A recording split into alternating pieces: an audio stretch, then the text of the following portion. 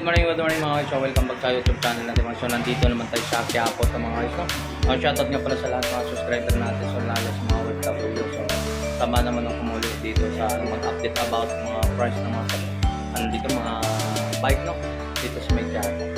So, yan, shoutout sa mga subscriber natin from Lady, Double Soda, shoutout sa inyo. Mga OFW, mga Seaman, shoutout sa inyo. So, shoutout nga pala sa katropa natin dyan.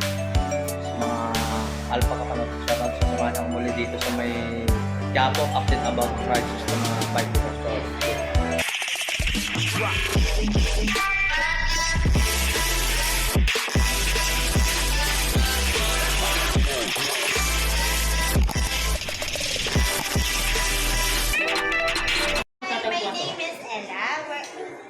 isang salesperson ng Cycle Art. Ang Cycle Art ay matatagpuan sa 610 Quezon Boulevard, Quiapo, Manila. Katabi namin, 7-Eleven. Tapat namin ang shop namin is Laon Shopping Center. Isang babae lang po sa overpass kami na po. Ingat! Payment pa lang? Paano ka payment? Sa payment option namin sir, at pwede kami sa cash, Gcash, cards, and home credit. ayun. Pwede pa lang kung pwede pa lang. Yes po. Ayan. Ma'am, anong oras po kayo magbukas sa umaga, no? Weekdays, open kami ng 9 to 6. Pag weekends and holidays, 8 to 5. 8 to 5. Yun, mga idol, no? Thank you. Saan po matatagpuan sa store niyo, ma'am? Located po kami sa 610 Quezon Boulevard. Katabi namin is 7-Eleven. Tapat namin Laon Shopping Center. Yung shopping center. Round shopping. Yun, no? Sa mga guys, nandito nito share kung saan po itong mga about ng mga part ng mga bike, kung hindi lang mga part, so mga bike, mga biker, shoutout sa mga biker dyan, no? So mayroon tayo dito sa mga update price about mga bike tayo. So mayroon tayo sa mga part ng mga part, no? Sa mga part ng mga bike dito, mayroon tayo. So hindi natin ma-assess dito. Yan, assist po tayo dito sa mga sales lady ng biker, mga ka-biker dito, no? So about ng mga Mga selected items lang. Day 5 sale. naka-sale po. Kasi kung 7 sale na din po namin ng nasa day 5. Shoutout sa mga viewers natin, no? Siya na 2.5. Ito mga helmet, mga idol. Oo, yes sir. Ito naman, 1.8. Pinakamababa dito sa lahat sir, nasa 1.5. 1.5. Apo. Ito po ang pinakamababa, guys. Ang pinaka-lowest na helmet natin. 1,500, no? So mga guys, tuloy continue po tayo dito sa about ng mga part o mga biker natin dito sa about ng mga bike, no. So dito tayo update price about ng mga bike tayo, mayroon tayo dito mga sa mga pang ano, no. So dito tayo sample natin kung sa mga presyohan natin nito guys sa 65,000 mga guys. Yan, 65,000. So ganitong ori pong gulong natin, napakalaking gulong nito, no. 65,000 ang price po nito mga guys. Yan. Giant, mga idol.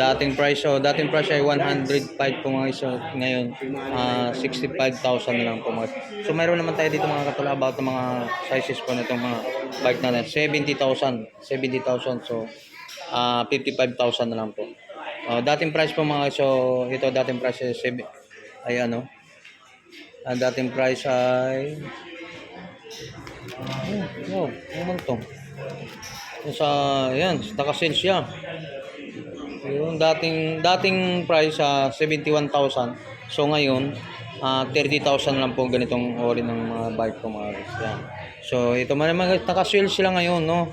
Ito dating price ay 135,000. So ngayon 80,000 na lang po sa ganitong ori mga bike natin. Yan, sa mga ano, yung ano po mga biker natin, no. Yan, mayroon sa mga bike about naman.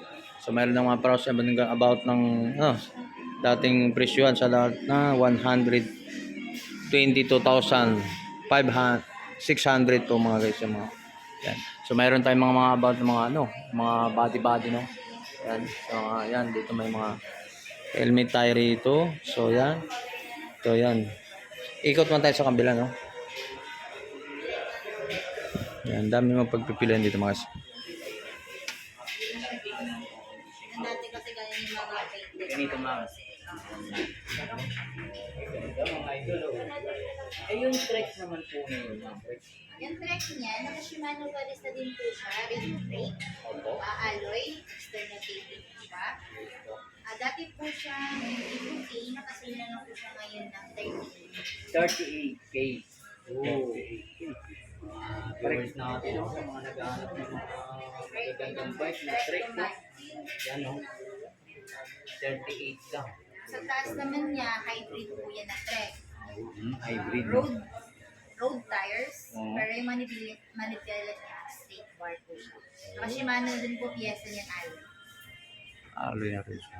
SRP 36, sali naman ipasa hanggang 32. Hanggang 32.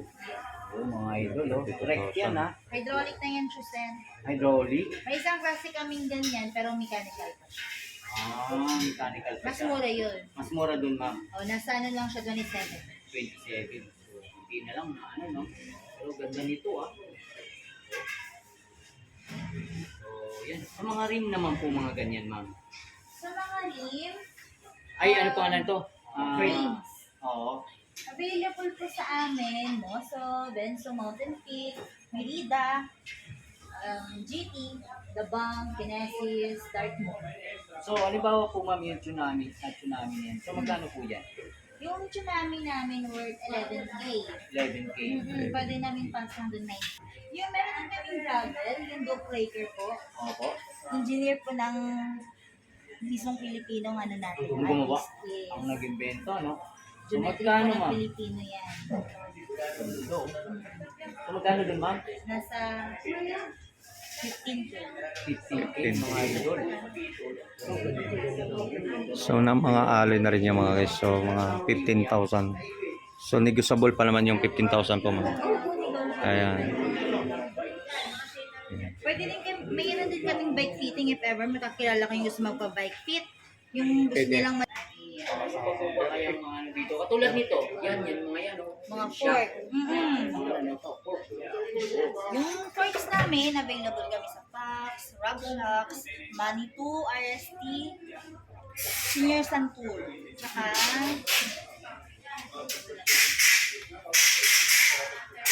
so may mga presyo para siya. may May mga price na brand rin pala para siya mga guys. Pero meron din kayo mga ano lang, mga yung abot kayang budget, may mga mountain peaks, summit, whatever. So ito yung mong price na po ito.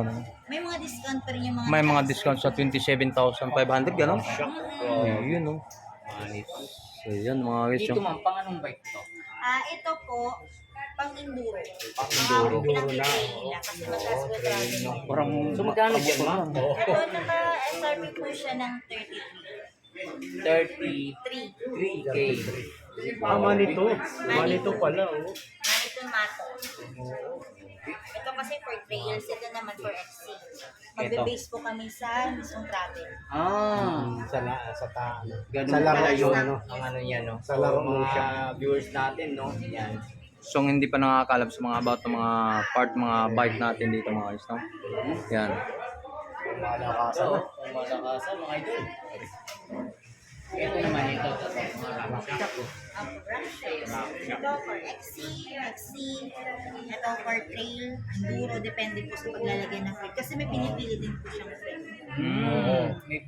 May frame na ano sarili eh. talagang ano Kasi ng pag frame. sa amin kasi, ina-advise talaga namin sa client, huwag kang magmamalaki na travel kung yung frame mo XC. Kasi masisira po yung geometry ng frame. Yun, May mga idol. tendency kung masira yung frame, yung port din gano'n. Malinaw. Gusto pa Magkano? Sige tuloy ma'am. Okay, tuloy. Continue tayo, mga idol. So tanong mo na ikaw nandiyan sa harap eh. So, ma'am, tatanong lang namin, itong rock shock na to, Hmm. silver and blue, magkano po dyan? Ito po kasi yung Rockshock bike namin, naka-buttercup. Pag buttercup po malalaman mo may nakalagay sa side. Hindi po, ibig sabihin, buttercup, bibilhin nyo na, dapat may katibayan mo kayo ng buttercup siya. Kasi meron kasing iba na napiping po eh. Ang SRP niya po is 55K. Discount, may negotiable price pa naman. Negosyo. Lahat po ng price namin nila. Lahat po dito, ma'am. Ano ninyo, puro negosyo. Negotiable naman. Yan, mga idol. Mga people pala, mga boss. Asan pa yung mga iba nating ganito? May mga fat bike dito eh. Fat bike. Size 26 lang siya. 26. Track po yun. Dati po siyang 105. Yan na lang po yung sales price Apo. natin. So may tanong natin po. May tanong po natin ma'am sa mga ganito. Alloy ba din to? Alloy na po. Naka-alloy na siya. Naka-internal yung Yan, so. Yan, mga napakalaki nito mga isa.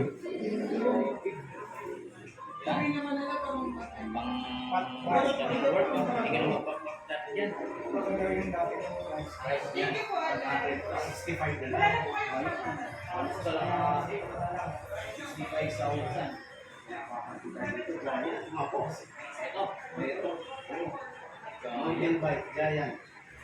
Giant 29 lang, madam. XCS ito. 29 eh. Dapat 12 speed na po yan siya.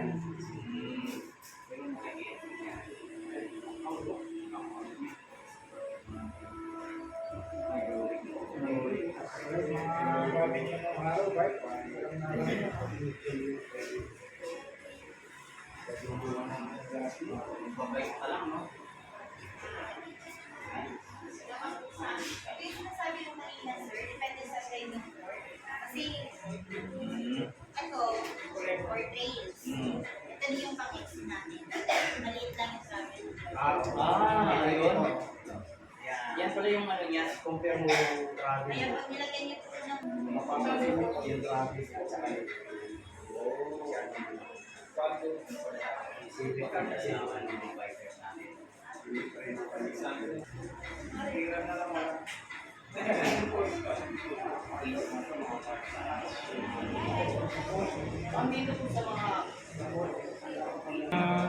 Pero hindi default po ito. Hindi po.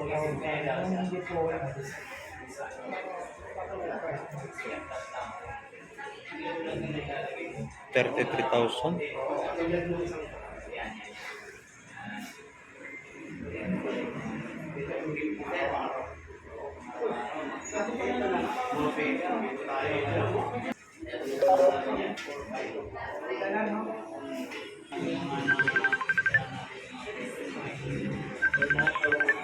So yan mga guys, so pag naghahanap ka sa mga about mga ano, sa mga